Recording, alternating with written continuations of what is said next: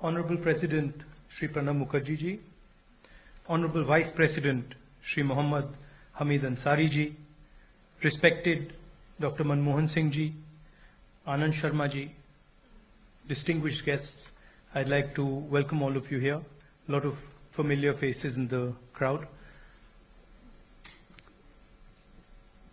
I'm actually giving Congress President's speech here today. The doctors have said that she should rest and she should not come here. So I'm going to read what she has asked me to read.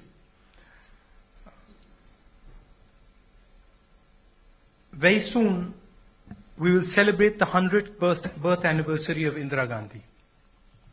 She left us 33 years ago, but some of us present here today have living and lively memories of her. The Honorable President was one of her most valued colleagues for a decade and a half. The Honorable Vice President, too, had worked closely with Prime Minister Indira Gandhi ji. They knew her as a Prime Minister and a political leader, as a decision maker. Like so many others, they admired her for her courage, her tenacity, and her devotion to duty.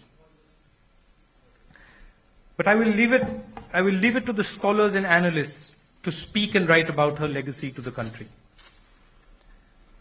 I had the immense good fortune of living with her for 16 years. The Indira Gandhi I knew was the woman, the nurturing mother-in-law, mother and grandmother.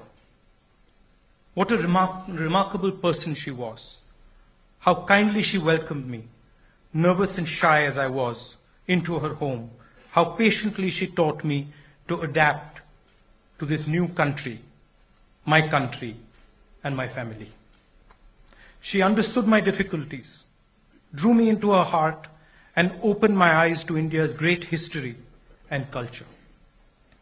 She had grown up in the heat and turbulence of the freedom struggle, knowing wealth as well as sacrifice, comfort as well as deprivation, sorrow as well as joy. Her mother's illness and untimely death, her own struggle as a young girl with loneliness and loss, made her deeply sensitive to the pain of others. It made her protective of them.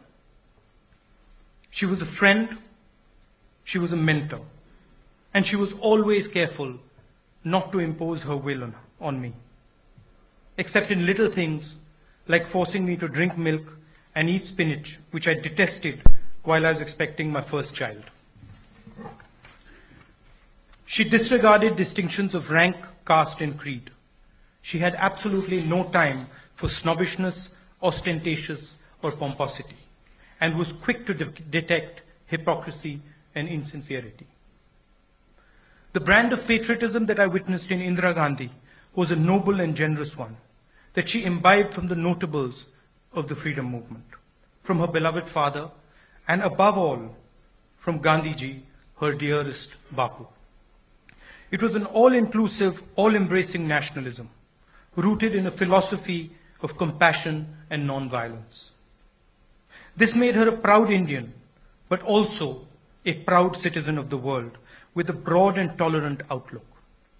She was at home in many cultures and milieux.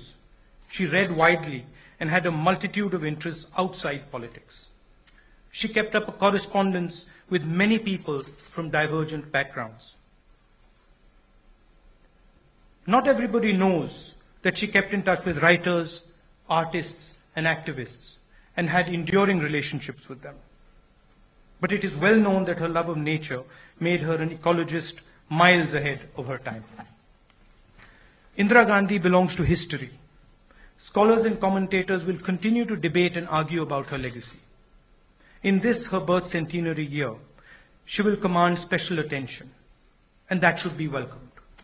I hope and trust that the real Indira Gandhi will come to be known to future generations, and the values that she not only stood for, but lived for and died for.